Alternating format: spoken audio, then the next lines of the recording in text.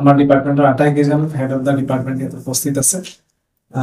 গতিকে সকলোকে মই আদৰণি জনাইছোঁ আৰু যিসকলে আজি নিযুক্তি পত্ৰ পাইছে, নৱজ্যোতি বৰুৱা, আৰিয়ান বৰুৱা, হিমাদ্ৰী শেখৰ দাস, সকলোকে মই নতুন কৰ্মজীৱনৰ বাবে শুভেচ্ছা জনাইছোঁ। আমাৰ চক্ৰৱৰ্তী দাস আৰু আমাৰ বাকীসকলে কোৱাৰ দৰে খুব গুৰুত্বপূৰ্ণ দায়িত্ব, কাৰণ আমি আচলতে আমাৰ বিভাগটোৰ নামেই হ'ল শ্ৰম কল্যাণ বিভাগ। মানে শ্ৰমত জড়িত হৈ থকা লোকসকলৰ কল্যাণ কৰাটোৱে আমাৰ দায়িত্ব। আইনে যিখিনি সুবিধা দিছে, বিভিন্ন ধৰণৰ ল আছে, লেণ্ড অফ ল, আৰু সেইবিলাকৰ যোগেদি আমি কাৰখানা বা কলঘৰত কাম কৰা যিসকল শ্ৰমিক আছে তেওঁলোকে যাতে কোনো কাৰণতে এক্সপ্লইট নহয়, কোনো কাৰণতে যাতে তেওঁলোকৰ প্ৰাপ্যৰ পৰা বঞ্চিত নহয়।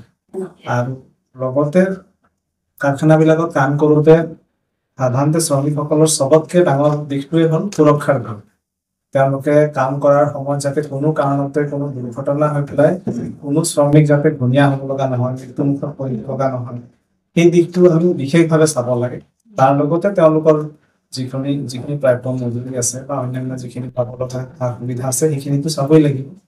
কিন্তু চবতকৈ ডাঙৰ দিশটোৱে হ'ল সুৰক্ষাৰ দিশ, আৰু সেই দিশটো চোৱাটোৱে মই ভাবোঁ চবতকৈ ডাঙৰ দায়িত্ব।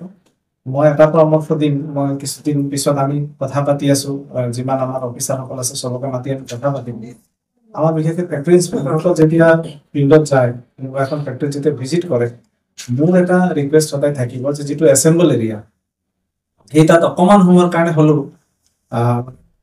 যিসকল ফেক্টৰীত কাম কৰা এমপ্লয়ী আছে তেওঁলোকক মাতি পেলাই এটা ছেফটি সংক্ৰান্তত যাতে আমি ব্ৰিফিং দিব পাৰোঁ, যে কেনেকৈ শ্ৰমিকজনে কাম কৰোঁতে কি কি বিষয়ৰ ওপৰত সাৱধানতা অৱলম্বন কৰিব, কোনবিলাক বিষয়ৰ ওপৰত শ্ৰমিকজনে নিজে গুৰুত্ব দিব লাগিব।